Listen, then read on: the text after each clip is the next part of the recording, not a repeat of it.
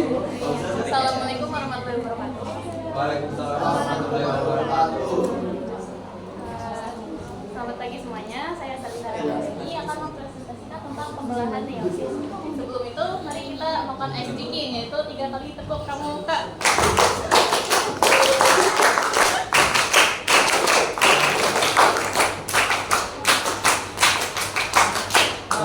Pramuka, Raja Muda Karana. Yes. Terima kasih semuanya.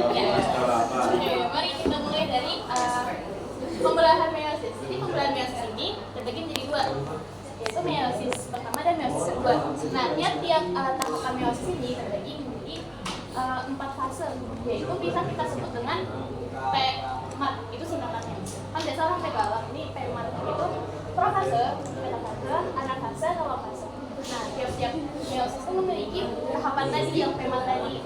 Nah, sebelum masuk ke tahapan meiosis pertama dan yang kedua, ada yang namanya fase istirahat atau interfase. Nah, di interfase ini, interfase ini terbagi menjadi 3 tahapan, yaitu G1, kemudian S, dan G2, itu GSG. Nah, GSG ini adalah tahapan di mana sel ini mempersiapkan diri untuk membelah.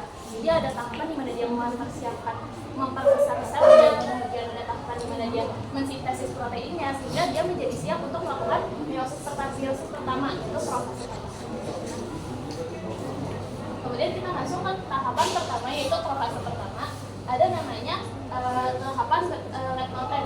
Tahapan leptoten ini adalah di mana benang spindle ini berkondensasi menjadi kromatid.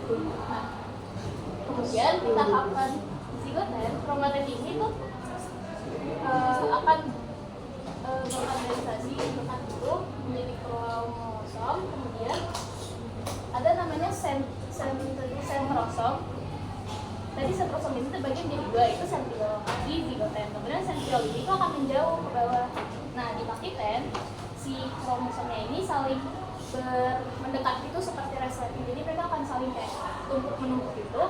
Nah, di pakiten ini akan terjadi pertukaran gen. Jadi seharusnya mereka ini biru dan kuning ini tuh campur, tapi di sini saya tetap sama biru dan kuning gitu.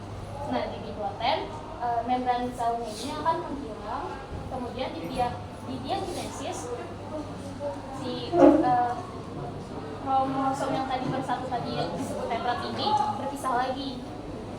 Nah, di metafase 1 masuk ke metafase 1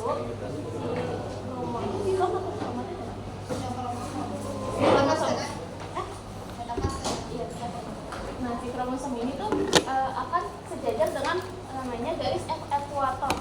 Dia kayak ini garis ekuator, dia akan sejajar.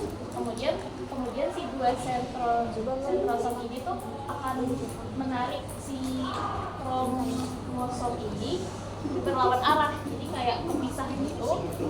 Jadi kayak ada menjauh. Kemudian di tahap anafase, kemudian di tahap telofase akan terjadi sitokinesis. Jadi ketika mereka saling menarik, mereka tuh akan menarik terus sampai dia hampir terpisah. Nah, kemudian terjadilah sitokinesis, yaitu pembelahan. Nah, jadi si kromosom ini akan terpecah lagi sama seperti yang sama. Terus habis itu masuk ke meiosis kedua, tahapannya sama profase lagi. Nah, di tahapan profase itu terjadi hal yang sama dengan di profase yang pertama, tapi tanpa penyilangan gen.